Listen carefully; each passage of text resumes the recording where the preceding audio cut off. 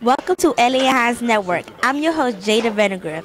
The National Newspaper Publishers Association, NNPA, is a trade association of the more than 200 African American owned community newspapers from around the United States. Since its founding 75 years ago, the NNPA has constantly been the voice of black community and an incubator for news that makes history and impacts our country.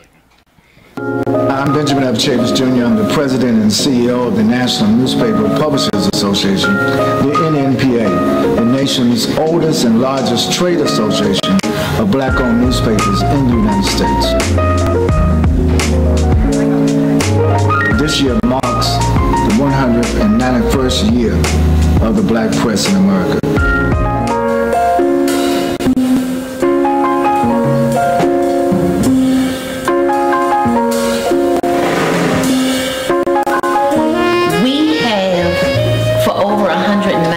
Years been the bearer of our story. You need outlets that are going to give you the truth, the whole truth, and nothing but the truth, and that's why our black papers are so critical. It is also an inspirational document. It tells stories of our people to the world where others do not tell those stories. Welcome to Eliot Hine's Network. I'm your host, Michaela Robertson. And I'm your host, Jada Vandergriff. Joining us as a guest on the show today is Miss Denise Rolock-Barnes. Thank you, Miss Denise Rolock-Barnes, for joining us today. Thank you so much for this opportunity. I look forward to talking to you. Thank you. If I wanted to start a career in the African American news industry, what should be my first step? I think, one, making sure that you're a reader. You have to have something to write about, and in order to write, you need to be a reader. You need to be curious about things that are going on in the community, in the nation, in the world, and you have to read about those things. And so I would suggest that you just begin developing an appetite for books, for newspapers, for any kind of information that you can find. You just become hungry to learn more about the world. Thank you. How soon should a young person start thinking about their future? Well, I'm going to tell you, I started with my dad at the Washington Informer when I was 9 years old. And at that time, he had me writing. And so that's why my previous question about reading was so important, because I found that the more I had to write, the more I had to figure out, well, what am I going to write about this week? What's the subject going to be this week? And so I had to read in order to get that depth of knowledge. But, I think once you think you have a desire to do something, you feel like there's something creative that makes you want to, that excites you, to go ahead and explore it. And I don't think there's any age limitation. Sometimes your parents or a teacher will discover that in you first, but otherwise you might see something in yourself. I mean, I was an athlete early on, and but I did like writing. And so, and I discovered that at 9. So I don't think there's a minimum age. I think it's whenever that spark hits you. Thank you. Okay. This broadcast has been brought from you from PEPCA. Don't forget to check us out on Ustream, YouTube, Facebook, and Twitter. Welcome to Eliot Hine's Network. I'm your host, Michaela Robertson. And I'm your host, Jada Vandergriff. Joining us as a guest on the show today is Miss Dorothy LaBelle. Thank you, Miss Dorothy LaBelle, for joining us today. I'm very pleased to be here. Thank you. Why is this ceremony so important to you? Today's program is about education, but we've been here since Wednesday with Black Press Week. On this very day, 191 years ago, the very first black newspaper was founded, called Freedom's Journal. And so today we celebrate that 191 years, talking about things that are most important in our community, one of which is definitely education. It is such a wonderful program that the NNPA, as I serve as chairman of the National Newspaper Publishers Association, and one of the things that we are vitally a part of is trying to improve our educational system. Well, you two young ladies in this program certainly is a great example of how our young people can succeed and who are doing great things. And I encourage you to go as far as your dreams will take you. Thank you. Okay. Thank you. Welcome to Eliot Hine Network. I'm your host, Michaela Roberson. And I'm your host, Jada Vandergriff. Joining us as a guest on the show today is Dr. Curtin. Thank you, Dr. Curtin, for joining us today. Thank you for having me. What is your plan for increasing student achievement and success? Well, helping students to believe in themselves, helping them to build on their strengths and addressing their struggles. Having high expectations, not perfection, but having high expectations for students and getting parents engaged and having a strong support team around our students is my main plan. Okay. What are 3 major steps that a young person should take to be successful in life? Well, to be successful in life, you need to have a great attitude. You need to have a 100% attitude. You need to believe in yourself, believe that you can do it. And then you need to commit yourself to your goals each and every day. Have a strong commitment to what you want to do in life. Welcome to Eliot Hine Network. I am your host, Michaela Roberson. And I'm your host, Jada Vandergriff. Joining us as a guest on the show today is Hillary O. Shelton. Thank you, Hillary O. Shelton, for joining us today. Oh, it's an honor to be with you. Thank you. What is your purpose of the NAACP and how does it improve education for African American students? Well, the NAACP is the United States' oldest and largest grassroots-based civil rights organization. One of the key issues that the NAACP has worked on since it was founded in 1909 is high-quality education for all Americans. So our job is to advocate for those policies no matter where it might be in the country. You see, we've had problems in some places that would provide resources, classrooms, great teachers for our students. We have some places that won't. So our job is to go in and advocate and push for and make sure that every child has an equal opportunity for a higher education. Thank you. Why is it important for young people to start reading the newspaper more than they pay attention to their phones? Oh, you need to find out what's going on across the country and across the world. Our newspapers, good newspapers, have well-trained journalists, like the NNPA newspapers, that actually look at what's going on, not only focus on what's happened, but also what's going on around the issue. So we know very well in context what's happening in our country. Our telephones are very helpful as well, but unfortunately, many of the people sending the texts and other information, social media and the like, aren't giving us accurate information. Our newspapers do. We want to make sure we see what's going on through with our friends and everything else across the country and in our own cities, but we want to make sure we know from that professional journalist exactly what just happened. Thank you. Oh, it's my pleasure. Welcome to Eliot Hine Network. I'm your host, Michaela Roberson. And I'm your host, Jada Vandergriff. Joining us as a guest on the show today is Dr. Eliot Woodruff. Thank you, Dr. Lynette Woodruff, for joining us today. Thank you for having me. How would you make our schools safe so we, the African American students, don't have to worry about our lives in class? I think it's real important that most schools implement a program called Safe Passage, where adults and family members and community are working together to assist our children in making sure they have a passageway to and from school that is safe. Thank you. What should we do as a nation to stop bullying worldwide? Talk about it more. We should talk about what bullying means and how we can implement programs such as Restore Justice, so students, community, family, friends understand that bullying does not have to happen in order for us to get along and have a good, safe environment. Welcome to Eliot Hine Network. I'm your host, Michaela Roberson. And I'm your host, Jada Vandergriff.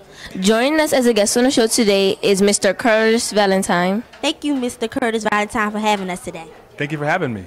You're welcome. How are you helping African American students achieve the necessary GPA in order for them to successfully pass their high school requirements? Well, I would say there are 3 ways that students do well in school.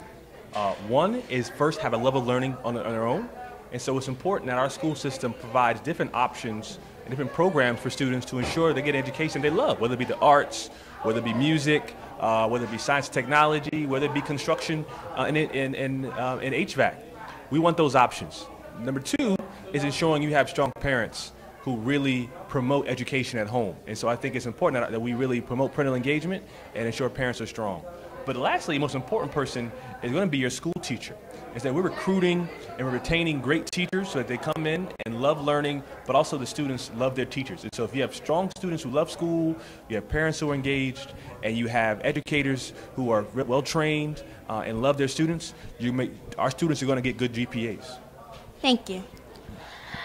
What is your opinion about many schools passing children to the next grade without actually doing work or showing up? It's important that students learn what we expect them to do and that they are meeting the outcomes we set forward. At the same time, we do have students who need alternative ways to learn and need ways to catch up. And so we need to ensure that when we're giving those students alternative ways to get their grades, get assignments in, but they're to a certain expectation. We don't want to lower expectations for our students, particularly our black and brown students. And so it's important we have high expectations, but we also give them multiple pathways to succeed, and that's the best way forward. Thank you. This podcast has been brought to you from PEPCO. Don't forget to check us out on Ustream, Twitter, Facebook, and YouTube. Have a great day. That was the best one, I think.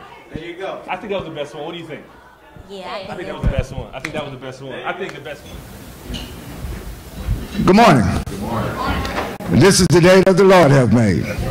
Oh man, we got a lot to celebrate. This is Black Press Week.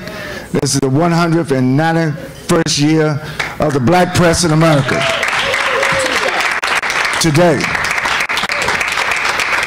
March 16th, 1827, exactly 191 years ago, Freedom's Journal began its publication in New York City. And so every March of every year, for the last 191 years, that's what Black Press Week means.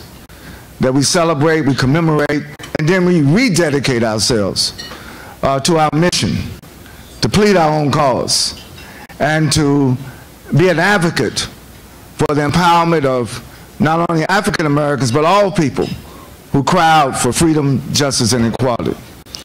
We especially want to thank the Bill and Melinda Gates Foundation for a 3-year grant to the NNPA. And on behalf of the NNPA Foundation and the NNPA, we have a representative of the Bill and Melinda Gates Foundation. Just want to acknowledge her and please give her a round of applause to Alejandra Montoya Boyer. Alejandra, thank you so much. Please let the Bill and Melinda Gates Foundation that we are not only appreciative, but we have discovered something, which you're going to hear on this panel, that the issue of education in our school systems across these 50 United States is a vital issue. If you go back to the first Dorothy of Freedom's Journal, on that front page, it talked about the importance of getting an education as a means of liberation, as a means of empowerment of our people. Now, we're also being live streamed. So I would like to bring one of our program coordinators for the ESSA program, a millennial herself, from the great state of Texas, from Houston, who's also a graduate student working on her master's at Howard University. Come on, Howard. All the Howardites in the room? Yes, all right. And she's going to tell us, so you can text your friends to cue into the live broadcast where millions of people will have access to the information that we're going to give out at this morning breakfast program. So please welcome Lynette Monroe. Good morning. Thank you all for coming out today. So we are live streaming this event, and we invite you to join the conversation online by going to like and share the video via our Facebook. You can find our Facebook at NNPA ESSA, all lowercase. You can also join the conversation on Twitter by following us on Twitter at NNPA_ESSA, ESSA. And we invite you to ask questions, comment, or post pictures from today on using the hashtag BornToBeGreat. That's hashtag Born to Be Great, spelled as is, and also NNPA_ESSA. So if we're not able to hear all of your comments or questions today, we'll be sure to follow up with you via our social media channels. And once again, that's Facebook, NNPA_ESSA together, and then on Twitter, it's NNPA_ESSA. Thank you. Now I have the honor to bring our chairman of the National Newspaper Publishers Association, distinguished publisher in her own right, and a longtime leader of the NNPA. Let's welcome Dorothy Lavelle, publisher of the Chicago Crusader and the Gary Crusader.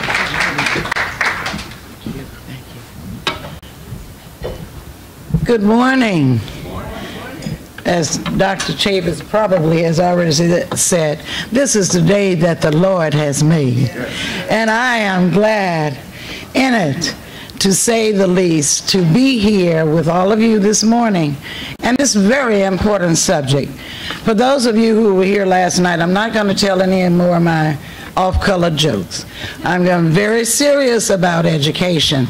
As a grandmother and a mother, the importance of education cannot ever be overemphasized.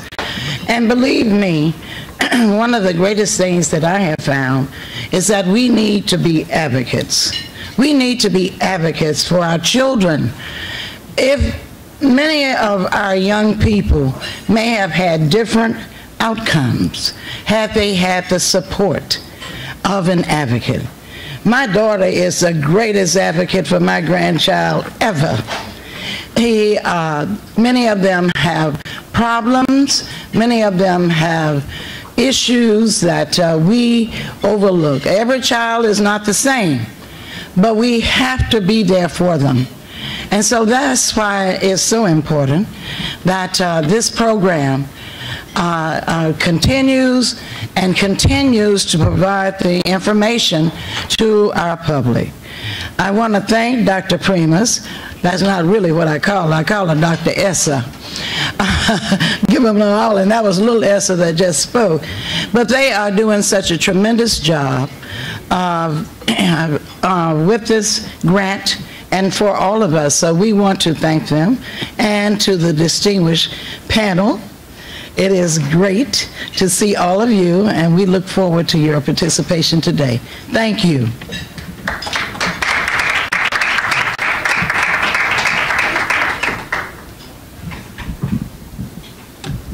Some time ago, when we were pleased to be notified by the Bill and Melinda Gates Foundation that we were going to embark on this journey, this is our second year, we wanted to find an educator. We wanted to find a parent, a grandparent, that had a long-standing, not just view of education, but experience in the classroom, both as a teacher and as an administrator. And we found that person right here in Washington, D.C., who leads our project. So I'm pleased to bring back to the podium our program director, our program coordinator of the Every Student Succeeds Act for the NNPA, Dr. Elizabeth Primus. He's not supposed to say that G word. My kids know better. I'm mama to all of my kids, whether they were from my birth, my kids' birth, or kids I taught in school. They still call me mama when they see me on the street, or they call me Miss Dr. Primus. But I believe that all of our children are my children, and we have to advocate for all of them. And that's why I'm so happy to be able to be part of the Every Student Succeeds Act, because I know nationally it is an issue for all of our children. And if you were watching the video, I said when we fought for civil rights, everybody got better rights. When we fight for education, everybody gets a better education. But we must lead the fight, otherwise they will leave us behind, and that's why the gap is so great. So we're still moving and fighting to make sure all of our children get a better education. So I'm going to introduce the panel, not as they are sitting, but in alphabetical order, just because when I started I didn't know where they were going to sit, and it's not important. They're all important to me, and I'm happy to count them all as educators, leaders, parents, agitators, community activators. And I'm going to start with Denise Rolock Barnes. Denise Rolock Barnes, and I'm not reading, is the CEO, publisher of the Washington Informer. She has been a leader in many fields, but specifically she does things like the DC Spelling Bee, and has been doing that for many years. Her father started the program when they were not letting black newspapers that were usually weekly publishers publish. And so her father started the DC Spelling Bee, and she's now extended it to Prince George's, and they're actually doing their citywide spelling bee for DC tomorrow morning. And Prince George's was today, or is today, okay? So she sent me a bio. Denise Rolock Barnes is the publisher of the Washington Informer, the award-winning weekly newspaper serving the African-American community in the Washington metropolitan area. Rolock Barnes became publisher of the Washington Informer in 1994, following the passing of her father, Dr. Calvin W. Rolock, who established the newspaper in the nation's capital in October 1964. In addition to her work at the Washington Informer, Rolock Barnes maintains the Washington Informer Charities, a nonprofit organization that promotes literacy and sponsors internship opportunities, writing competitions, and scholarships for students interested in pursuing careers in journalism. The Washington Informer Charity serves as the official sponsor of the Washington Informer Spelling Bee and the Prince George's Spelling Bee. It goes on, but because of time, I'm going to cut it there. And the next person I'm going to introduce, and I'm going to do a short one on him too, is Dr. Robert L. Curtin. Dr. Robert L. Curtin is the proud product of low-income public housing, where he was raised in a single female-headed household. His father was MIA, missing in action. While in school, he did as many young men do today, just enough to get by. Not being challenged, trouble easily found him. During his last year of high school, he became a teen parent, and shortly afterwards, a single parent. His guidance counselors steered him away from college because of his grades, and more importantly, because of his lack of interest in school. They recommended that he try working with his hands. Curtin credits his mother for providing him with a strong sense of character and a positive attitude in helping him raise his son. Curtin and his son graduated from South Carolina State University during the same ceremony. Curtin with his doctoral degree in educational leadership, and his son with a bachelor's degree in computer science. Curtin firmly believes that their experiences are strong evidence that one can go from being young black boys at risk in tough situations to become men and committed, dedicated to making a difference. Thus, Curtin has resolved to dedicate his work and life to helping others to understand and develop within them that same sense of resilience. And it goes on and on for several pages, but Dr. Curtin, apologize for not being able to continue. The next person in alphabetical order is Hillary O. Shelton. Presently serves as the director of the NAACP's Washington Bureau, Senior Vice President for Advocacy and Policy. And that's what we're about, advocacy and the right policies for our children. The Washington Bureau is the federal legislative and national public policy division of the over 500,000 member, 2,200 membership unit National Civil Rights Organization. In this capacity, Mr. Shelton is responsible for advocating the federal public policy issue agenda of the oldest, largest, and most widely recognized civil rights organization in the United States to the U.S. government.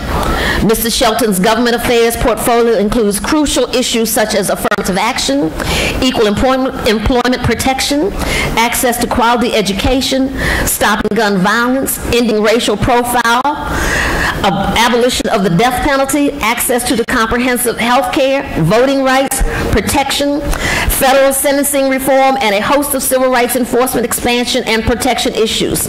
Mr. Shelton serves on a number of national boards of directors, including the Leadership Conference on Civil and Human Rights, the Coalition of Stop Gun Violence, and the Congressional Black Caucus Institute, among many others. And I apologize to Mr. Shelton for stopping there. The next person in alphabetical order is Curtis Valentine. Curtis is a graduate of Morehouse College and Harvard University John F. Kennedy School of Government. At Harvard Kennedy School commencement, Curtis received the highest student honor, the Robert F. Kennedy Award for Excellence in Public Service for his work in post-Katrina New Orleans. In 2014, Curtis was awarded an International Affairs Fellowship with the Council on Foreign Relations. As a fellow, excuse me, Curtis will be promoting American economics, excuse me, talking too much, competitiveness by examining the education reform efforts of 4 developed counties while helping to create a national strategy to reform America's public education system. Dr. Lynette Woodruff. She is the Ward 4 representative of the State Board of Education in Washington, D.C. Dr. Lynette Woodruff has been an advocate for schools and families for over 30 years. She is a 24-year resident of the Manor Park neighborhood in Ward 4. Lynette is married and has 2 children who both attended D.C. public schools. Her reason for running for the state board was to represent the voice of families in Ward 4. As a Shepherd Elementary parent and PTA member, Lynette served on the local school advocacy team and helped to implement their International Baccalaureate IB program. More recently, Lynette oversaw a volunteer tutoring program for Banneker High School students at E.L. Haynes Middle School. And I want to stop right there for a second because E.L. Haynes Middle School is one of our outstanding middle schools. But also I want to represent Eliot Hine Middle School is here today with their media program, actually videotaping and live streaming this program, and that is one of our outstanding public schools.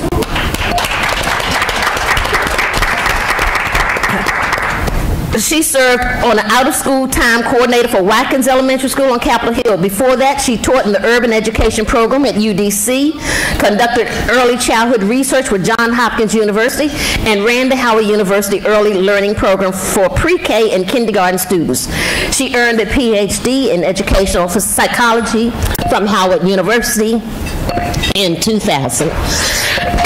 With that, I have finished my talking, and I am going to ask each panel member to say 1 or 2 things about education and the need for us helping to close the achievement gap. I'll start from one side and just walk on down.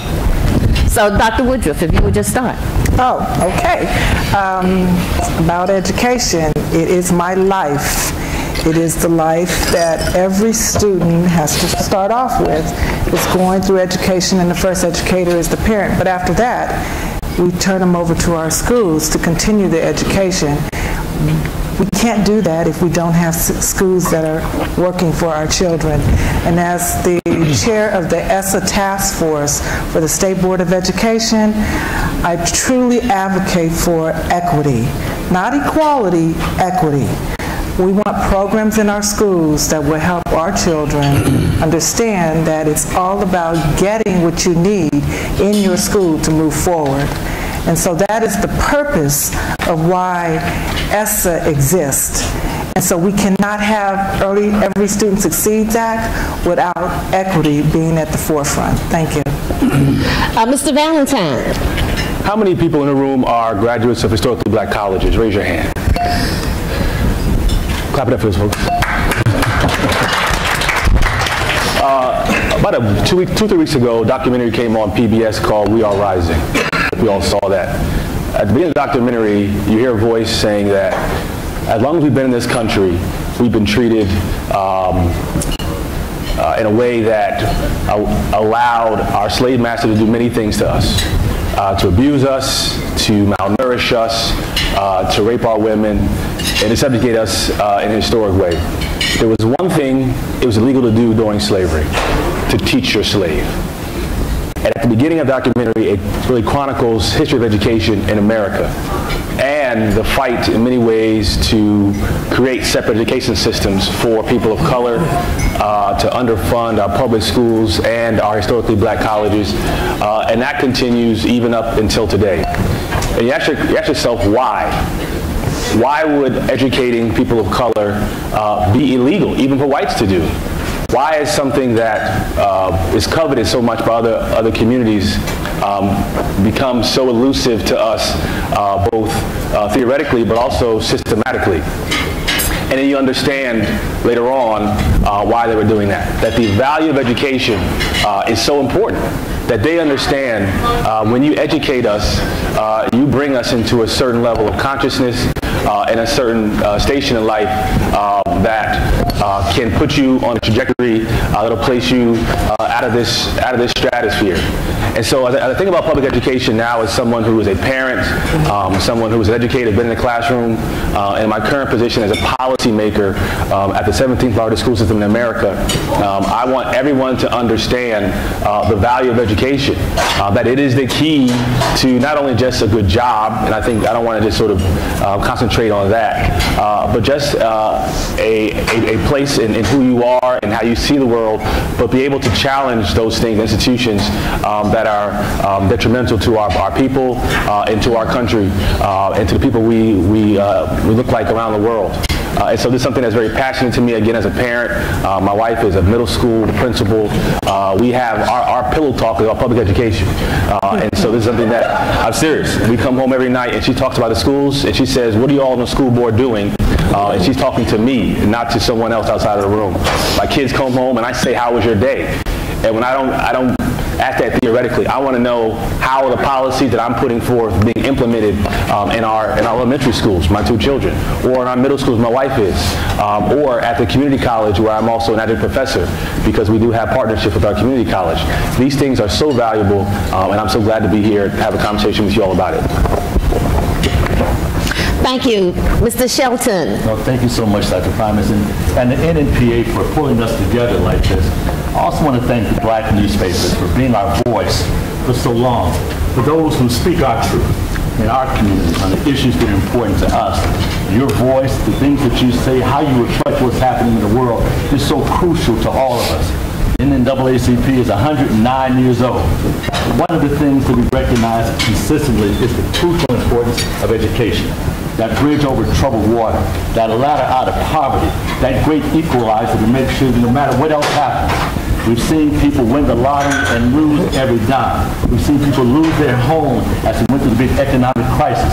What we were always told is if you get a good education, if you get that wisdom and that understanding of what's going on with you, your life, your community, and your world, they can never take that away from you.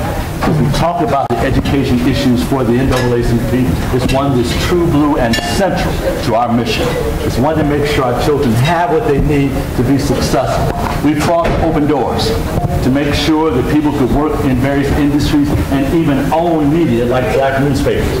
We've made sure those opportunities were there and we continue to fight for them every day. But if our children are not prepared to walk in that door, if they don't have the educational background and the fundamental understanding of what they're trying to do and the context in which they're trying to do it, and we have failed. So in essence, people looked at us at one time, doctor, and said, why are you going after charter schools? Well, we said we have to go after charter schools because, quite frankly, many of them are not doing what we need them to do. But they asked me, why are we messing with the charter schools? Didn't you once support them? And the truth of the matter is we did. And we still do. What we found out that was happening across the country is that some people are actually beginning to profit to our detriment on some of the charter schools we were seeing across the country. We didn't have as much trouble with the public charter schools because we understand and appreciate the need to be able to build an education system that works for the very community that they're going to serve. Every size does not fit everybody. Everybody does not learn in the same ways. In essence, we want to make sure that we can actually help structure an education that works along those lines. Let me say, the first day that I came to work for the NAACP, we were debating charter schools, school vouchers, what we need to do for public schools. Let me put it in these terms. After that conversation was over with just about 1,000 of my closest friends in Pittsburgh, Pennsylvania, after we finished the conversation, we realized a couple of things. One is that we realized that school vouchers were a tool that was extremely problematic. That in essence, school vouchers had been used in the 1960s as a tool to help prevent integration in places like Mississippi and Alabama. What they decided then is that they would give any child that wanted it a school voucher because they'd just been put in receivership and having to integrate. Some entrepreneurs, as some of my friends have put it, built these great academies that did not have to adhere to the same integration and civil rights policies as our public schools. In essence, they allowed those children to take those school vouchers, money out of the public school coffers, and use them in a private academy that would not admit even one African American. So we learned tough lessons and we opposed school vouchers even to today. But when we looked at the possibilities and opportunities of charter schools, something that the community would be more actively involved in actually creating and building, we thought that was a great way to go. But here's the hard lesson we learned. We had some entrepreneurs that came in along those lines as well. They've started charter schools and started funneling off public school monies. And in those charter schools, we found out that they utilized the flexibility to actually get around some of the basic civil rights protections. In essence, we had those that began to reframe their understandings, their realities. Let me leave it like this. When we looked at even a school here in the nation's capital, it was named for one of our great leaders, our historic figures in the African American community. We found that not only were the children not getting what they needed and those that had a harder time being actually kicked out of the school, but we also found that not only did they allow teachers without degrees and certification, but the president of the charter school had actually given herself a PhD. Let me say, we have to take a close look at all of these issues, and don't think for a minute, if the NAACP will sue a public school, and we've sued many public schools, will sue a private school, and yes, we've sued plenty of private schools too, that we won't bat an eye as we sue charter schools as well to adhere and live up to the promise that we have and the vision we have for our children throughout the country. Let me stop there because this ain't my speech, but just I'm looking forward to our conversation. Yes, sir. Thank you. Denise. Thank you, Dr. Primus, and I think this is a perfect segue. I'm glad you have the parties here on this platform to talk about this issue today, because I'm pretty fired up about education. I'm actually angry. A couple things. First of all, I want to go back historically for us to remember as we talk about the 191st anniversary of the black press, that education of black people is rooted in the black press and the black church. Now let's say that. Let's remember that Cornish, who graduated from a free African school, went on to become a minister before he started with Freedom's Journal. He worked with Freedom's Journal for a year and then went back to the New York free African schools to work as an agent there. Education was critical to him. And of course, as someone mentioned earlier, it was a crime to teach black children. It was a crime. People were lynched and killed and whatever else happened to them. It was a crime to teach black children to read and to write. Today we're living a criminal existence because black children are graduating from elementary and middle schools and high schools unable to read and write.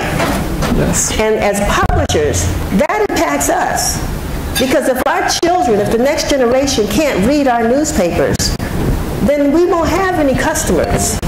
We won't have subscribers. So we have to become intimately, whatever other word you want to use, engaged in this education movement. I've looked at some of the stories or looked for some of the stories in our newspapers that we've written about education. And I read an article just online the other day. Because Dorothy sent her, her e-blast to me. There was a story there about the state of Illinois that wants to take over the public schools, abolish school boards. We've had our school board abolished in the District of Columbia. The school board members that we have today don't have the same power that they had when I was a student in DC public schools. I'm going to ramble a little bit, so you all just sort of follow me. My office is on Martin Luther King Avenue in Washington, D.C. When I say Martin Luther King Avenue, you all know what that conjures up probably in your minds about the neighborhood where our newspaper exists, and I live 3 blocks away from there. And every single morning, I am chasing high school students off of my porch because they come there to get high before they go to school. I've contacted the local school and said, you all need to send somebody over here to take these students back to school. And when I talk to them one-on-one, they tell me they've got too much stress, and they've got to get rid of the stress so that they can go to school to learn. I have to chase them away every single day. Last week, I had this great idea that I was going to sign up to become a reading partner, because I can't complain about our kids not reading if I can't find a role that I can play to make sure that they can read. So I decided to go across the street to Martin Luther King Elementary School to sign up. I wasn't surprised, but taken aback when I walked into the room, and of course, all the volunteers there were young white females. Most of them, I asked the director of the program, who's a young white male, Teach for America, sure, right? There, hopefully, to get his student loans paid off. What would be the best number of volunteers you would need for your program? So he said, well, our goal is normally 45, but if on the other side of town, we have to cut it off at 50. On this side of town, we're lucky if we can get 10 or 12, and that's at one school. The other thing is, as I was trying to leave the school, I couldn't leave because they had a public safety lockdown. The first one that they'd had this year as a result of the school in Florida, the first time they had a security check. No one asked me why I was there. I'm walking around the halls trying to figure out how I'm going to get out of the school. All they told me was, you can't leave now. And so when we think about all of these young people that came to Washington, D.C. because they're concerned, and that are coming because they're concerned about safety in school, our schools are probably one of the safe places our children can be, because they end up getting shot to and from school. Mm-hmm. They end up getting shot in their own communities. And so, it's a concern with all the politics that's going into this whole area of education, that we as newspapers have to find a way to make sure that education ends up on our front pages every week.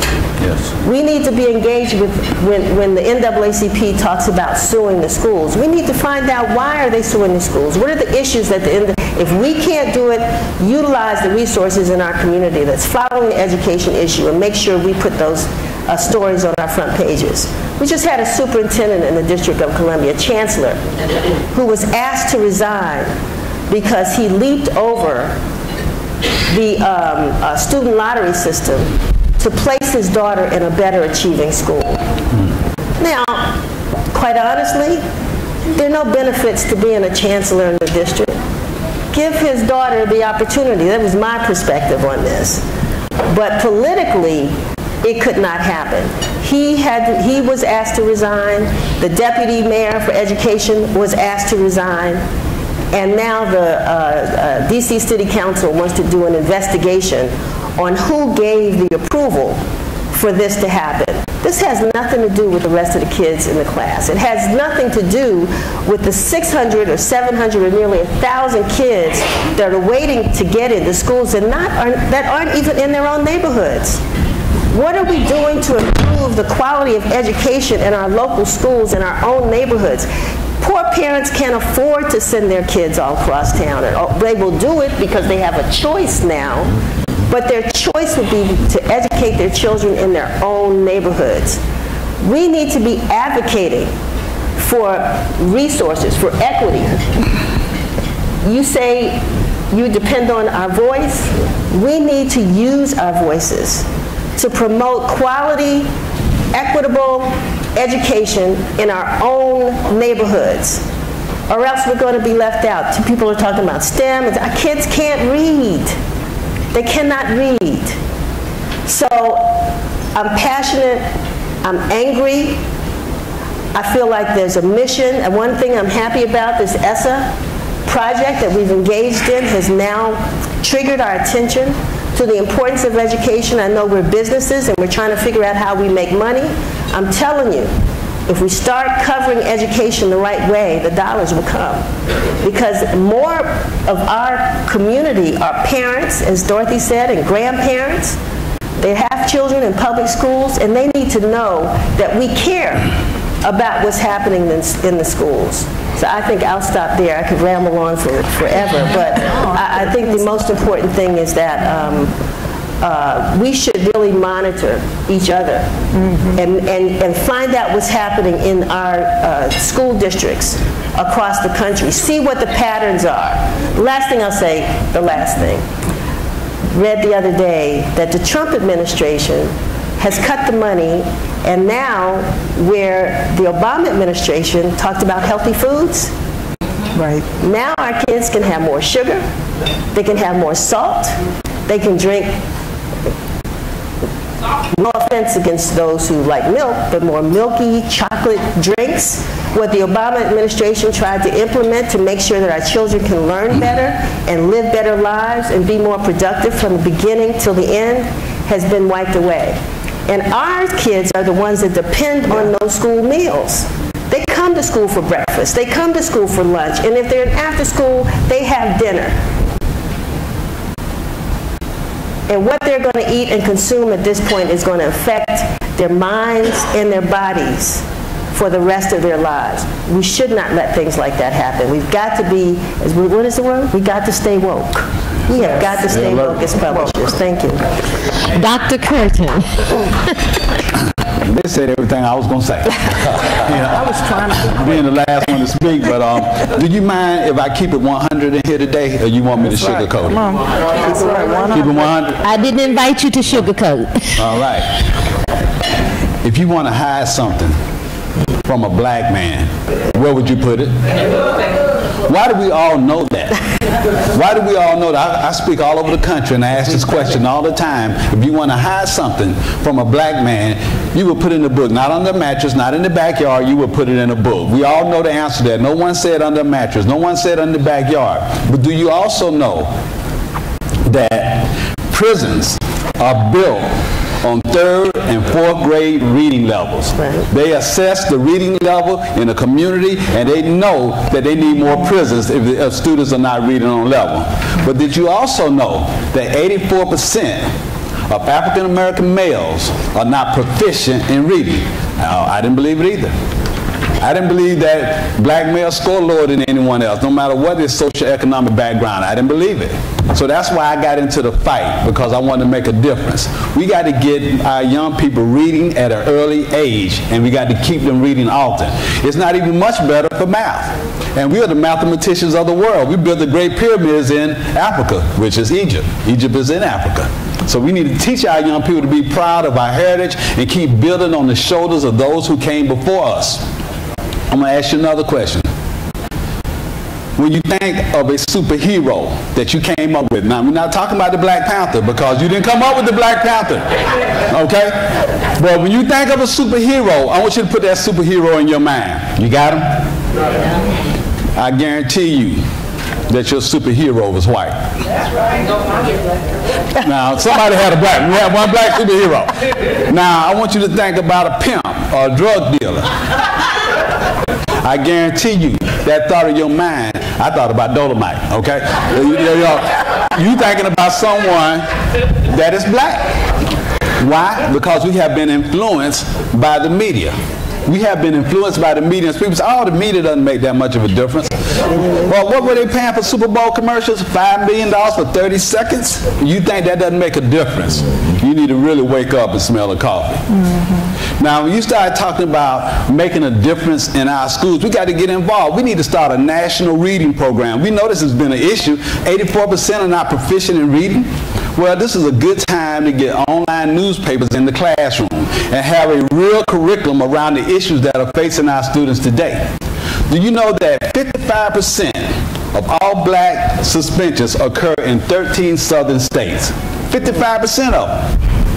55% of all suspensions and expulsions of black students occur in 13 southern states. That's a lot of suspensions and that's a lot of expulsions. We got to make a difference. Even if you don't live in those 13 southern states, you got areas like D.C., Baltimore, Chicago, and speaking of Chicago, let me take you back to something.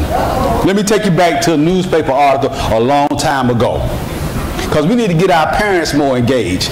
I know we got to make sure when we send our students out to school, we got to make sure that they come back home and that they know how to deal with other individuals that they come in contact, mainly the police.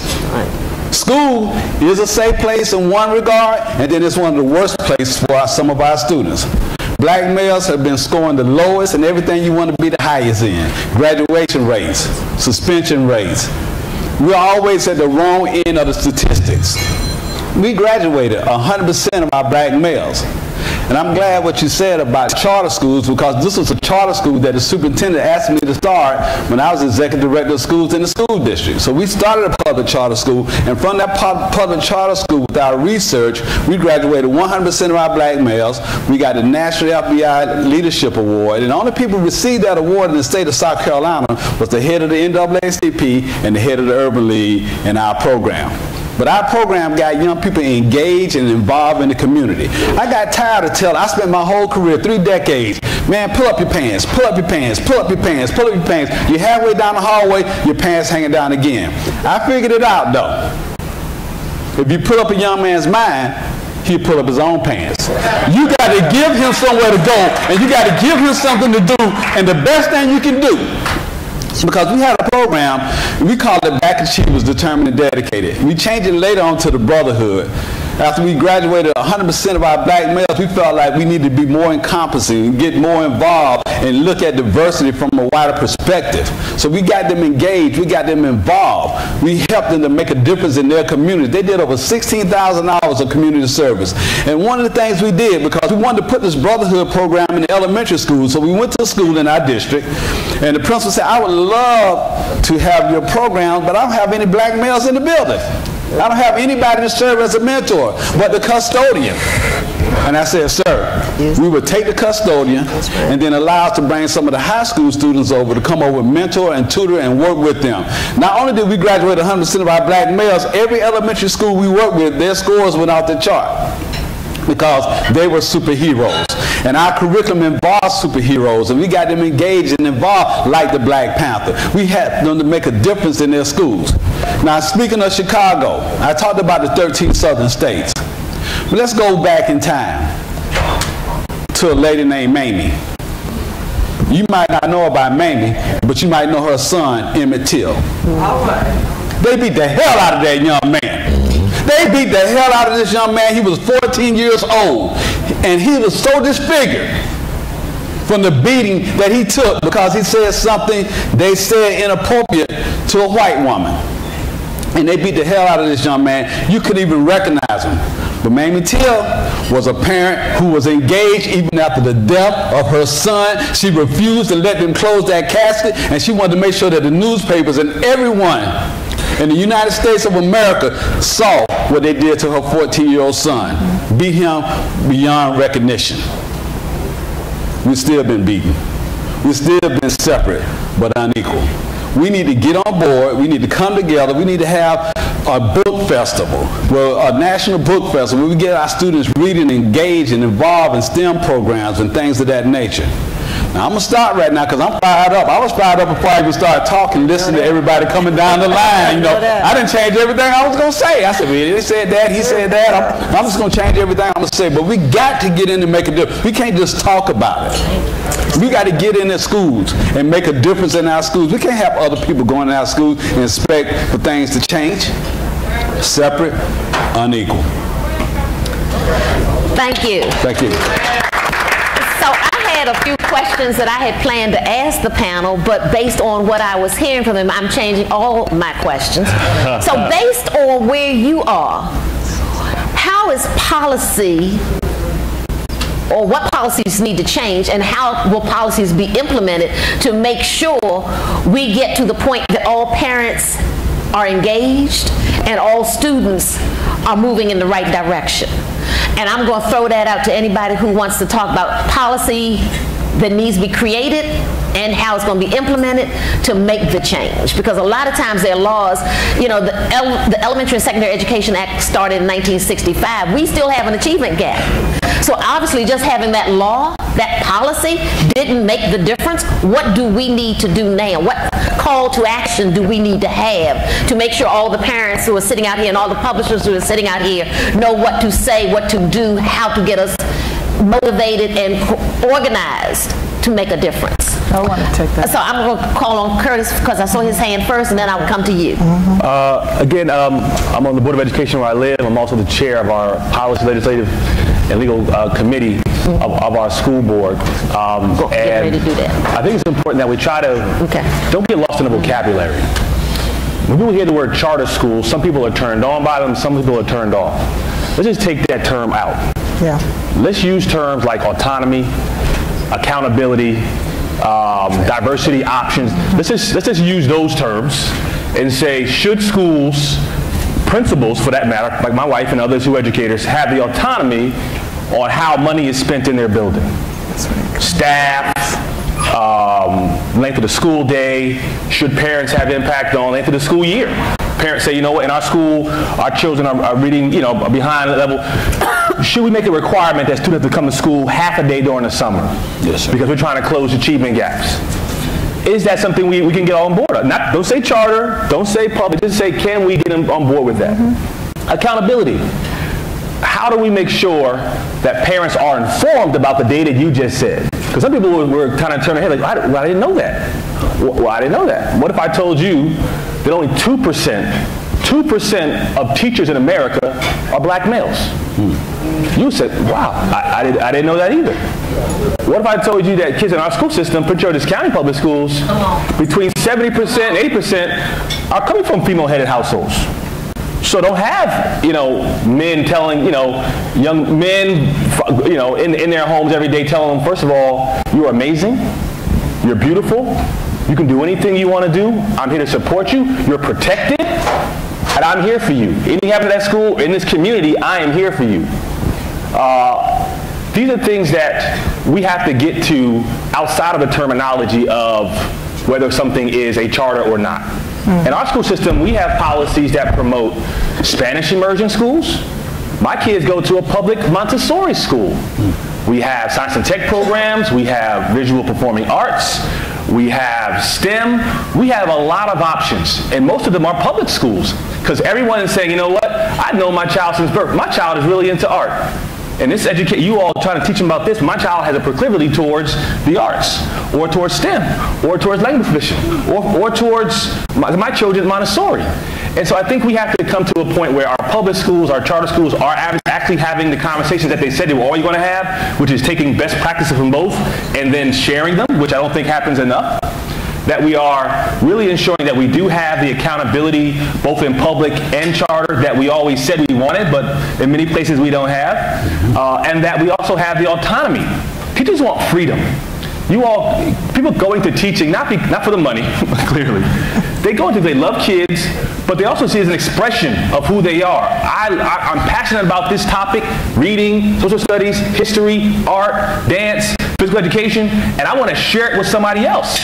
But do you give me the freedom to be who I am in this space, my classroom, which is really my domain? Can I have this for myself with the same accountability of knowing that my child is doing well, that they're going to be able to read and write on a grade level, you know, just coming in teaching these things, but they're not on the outside, not really coming out.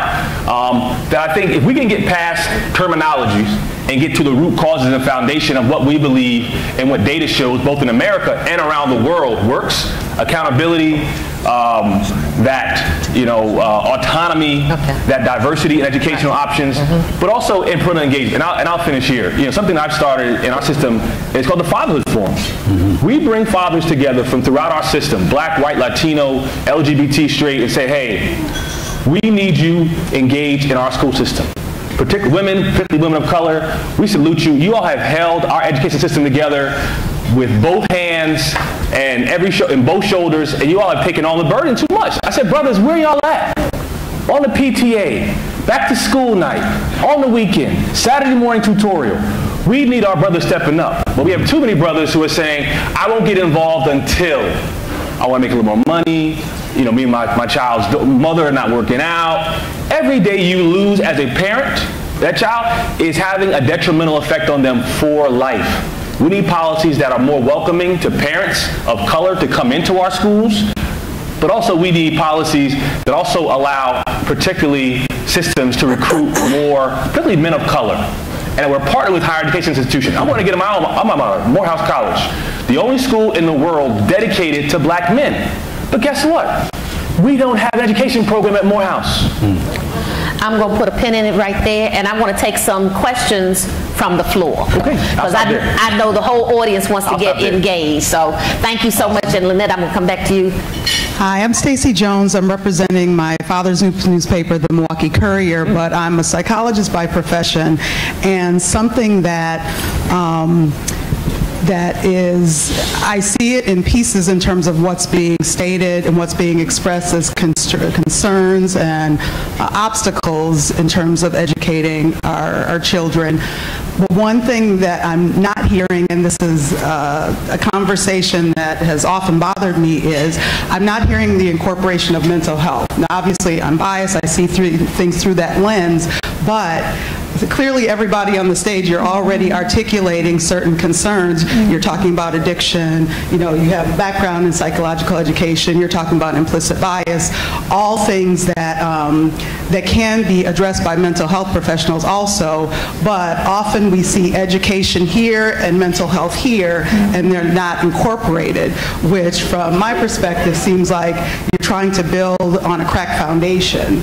And too often I see adults coming into the clinic who have been through the systems, but they've been carrying the load of generational trauma and that type of thing that has been a real obstacle to them being able to benefit from some of the opportunities you're trying to, panelists are trying to create for them. So my question is, how are those mental health concerns being incorporated into this conversation? That's a very good question. Thank you. I think it's really, really important that we have community schools so that we can have wraparound services within our schools and in every community. And community schools does not necessarily mean it has to be a school that is a public school or a charter school. It just means a school that involves and engages everyone in that community, from the church to our neighborhood medical center that's down the street, where they come into it, where you have, for instance, one of our schools has an ice skating rink that is in it. That's community. Someone decided that we're going to do that in this community and bring it in. And so all that is important in order to do that. Also, I have 2 children. My husband is head of the charter board, chair of the charter board, and I work, and so we go to bed every night talking education. Wow. So it's very serious to us. And we have a child in the DC public school, traditional public school, and one in a charter school. They've been homeschooled, sent to the $30,000 school, sent to the school where I went in and talked with the children. It doesn't matter as long as you have engaged parents. That's the most important thing. I just left an empowered conference that was put on by the federal government talking about engaging our families, where we see in Ward 7 and 8 here in the district that we need to be engaging our families to the point where they understand the needs of their children and that they get up and understand that we're here to support them. I'll never forget when my grandmother said to me when it comes to education, she says, "Honey, when I was educated, it was not an integrated environment. And when I left that environment and went to college, I realized that I was taught that I was the greatest thing on earth because we have to learn many languages in order to get through." And that's how she said we need to be teaching our children today, that there's many languages they have to get through. For example, the charter school and the public school here in the District of Columbia. My daughter started a program in the 9th grade when she went to her high school where she tutors and has 15 children come with her to tutor every week, children in the closest school to her school, which is a charter school. Does it matter? No, it doesn't matter, because it raised and elevated the grades for all the children in that environment. I'm angry as a state board representative, really angry that we have so many children in Wards 7 and 8 that don't get that same privilege, that walkability isn't there for them, or that the schools are not communicating with each other. How do you have a school where you have everyone graduating from it and successfully graduating into college, and then you have a school 2 blocks away and everyone is failing? How does that happen? Because talking to each other is important. The school that has that 100%, they have wraparound services for their children. That goes back to the social emotional development. Right now, yes, the other day I took a child in because her mother threw her on the street, clothes and all. That child is 3 months from graduating. Is representing the District of Columbia right now in soccer in Spain. And there were some emotional challenges going on in that household, but I'm glad to know that her mother felt strong enough that even though I may have put her out, I know she's safe because some other family took her in because I knew I couldn't handle it at that time. We need to work together. We can't assume that our children are there and we're taking care of just our children. All the children are our children. I see another hand right here. Oh, you have one right there, and then we'll come to you. Thanks. Good morning, I'm Patrice Sultan. I'm here on behalf. Excuse me, before you start, we have less than 9 minutes to wrap. So make it quick and answer quick. No long drawn out answers. Thank you. Patrice Sultan, I'm here for Alice Tisdale from the Jackson Advocate, and I'm a bit sad to have to ask this question, but do you have any policy solutions in mind for children who are in detention and young adults who are in detention for special education and regular education services? Just 3 points very quickly. One, also tag teams on the issue of mental health. One is the Youth Promise Act was actually incorporated into the Every Student Succeeds Act. The Youth Promise Act was a provision to actually address just those issues. What happens when our children find themselves, or when we find ourselves with our children in youth facilities, detention facilities, and the like, providing additional services to help bring them out of those and get them back on the road into the public education system and to success along those lines. It's important that we see the full implementation as we continue to work towards the implementation of the ESSA along those lines. I want to tie this to the question that was asked that I don't think you got a full answer on how we address the programmatic concerns around mental health issues in our communities. There are 2 pots of resources that are available for those, and they're both being stripped away. One, of course, is the Affordable Care Act. The Affordable Care Act actually increased funding for resources for mental health issues and concerns in our communities. And of course, we're watching what this president is doing. Many of you have watched him hold up things when he's signing documents and whatnot, and you're wondering what those are because we're not passing any bills through Congress. What they are repeals of Barack Obama's executive orders and executive guidances along those lines. The second piece, of course, is the issue of the state children's health insurance programs. That's the bill that actually pays for most of the children and youth health issues, including mental health, which is very, very important as well. But to see how some of these people treat these policy issues on Capitol Hill, we're talking about the same bill that was vetoed by George Bush because he believed that his priorities should be to blow up children in the Middle East. Rather than spend money on our children here, he vetoed the bill that would have added 4 million American children to the health care rolls, including the mental health care rolls as well. And we have another question right here, sir. Good morning. My question is, how do we get our parents back engaged? Our school system has forced our parents not to be involved, to where our schools used to be where you had community meetings, where you had functions and events. Now to have a function at a school, it costs, you have to have insurance, which is like $5,000 to have the insurance. And then you've got to pay for the custodial, which is an outside pocket money. So how do we get our parents back to being engaged? Because I like what our school members said about fathers, which is very critical. And I like what our other gentleman said, and I like what Ms. Rolock said. How do we get our parents fully back engaged? Because our school systems are not allowing it. A good example is that many of our schools, and I'm not a fan of community schools until it looks like the one in New York. That is a community school where you have everybody involved. Our schools here in the district, some have swimming pools. Those are not accessible to the community because it is a security issue. So how do we get our parents back involved? I just want to say quickly, because I got a quick answer for the publishers, and that's the point I was making earlier.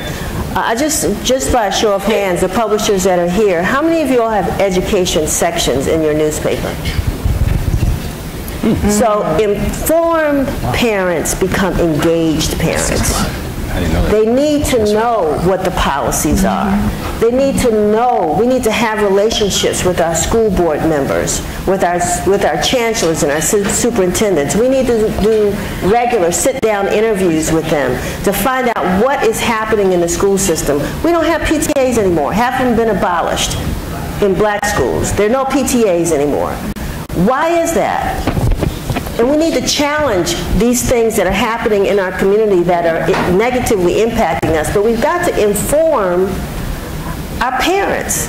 If they don't know, because kids aren't bringing the letters home, they don't have internet sometimes in their homes to find out what the teachers are sending out. They don't know. They just know in the morning, they send them to school, in the afternoon they come back and don't even know the half of them haven't been there all day. They don't know. We have to inform them. I want to touch on something, because you said something about doing away with PTS, people doing away with PTSAs. But as a principal, I did away with PTSA. Because when I held a PTSA meeting, I didn't get the people I wanted to get in the building.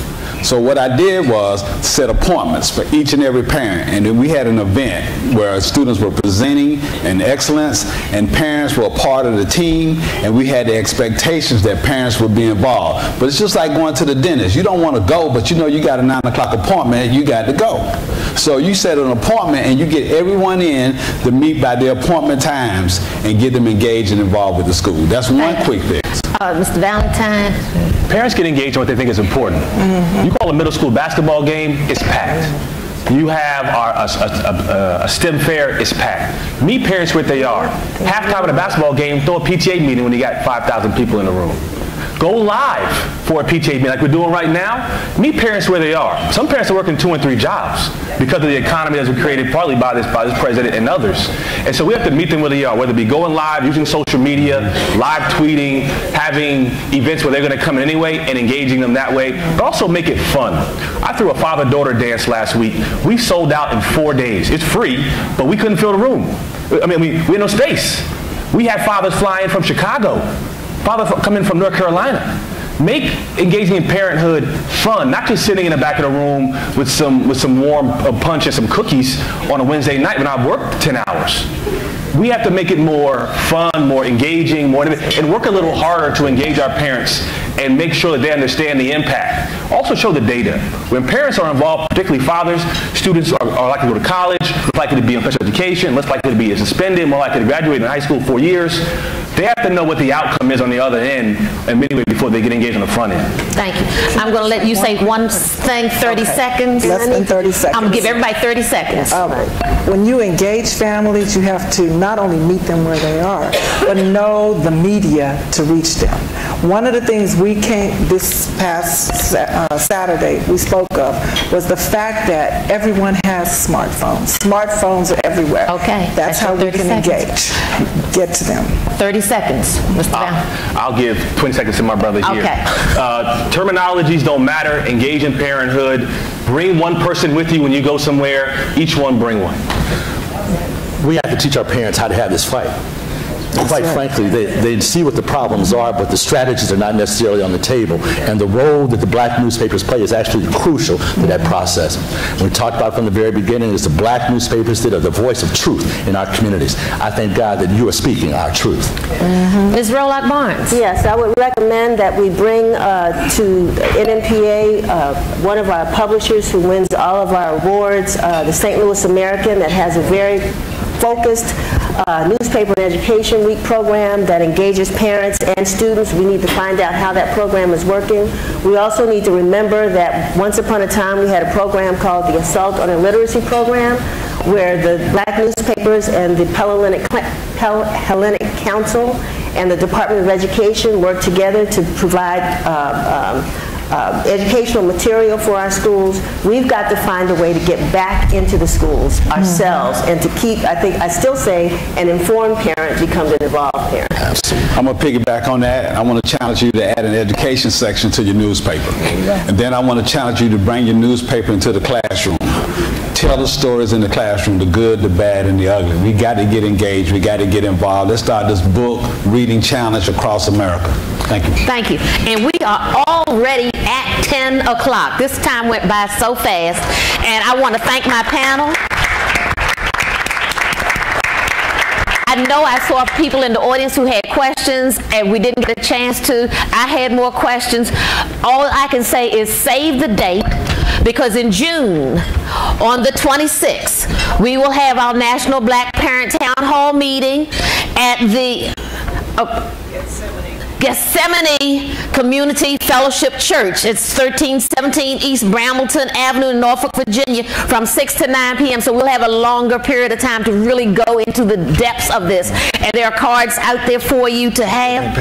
They're being passed out right now. So please save the date. This is during our National Parent Engagement in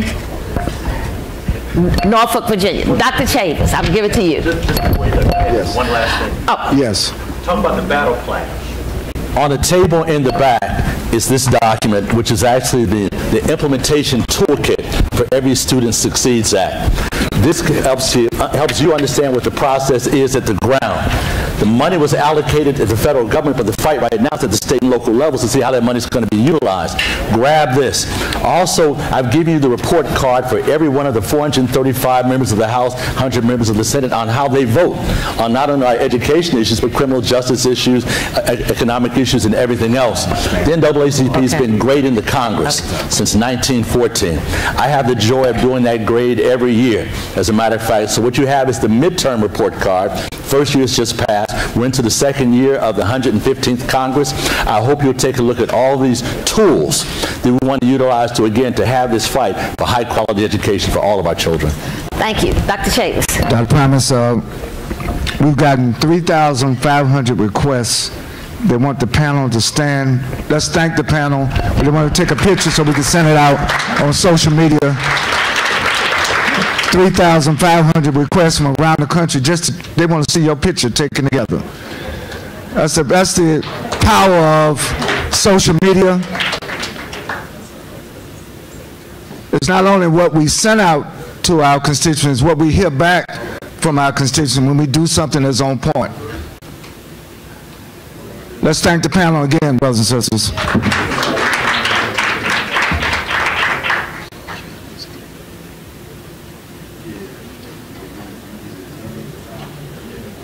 And once again, we thank the Bill and Melinda Gates Foundation for affording the NNPA and the NNPA Foundation opportunity for us to focus on this important subject. While the pictures are being taken, I want you to keep your seats as we transition and prepare for the next presentation by Pfizer on what we're doing across the nation to better inform our communities about sickle cell. And then after that session, we will board a bus and go to the National Press Club together for the keynote address by Donna Brazile on the state of the black press.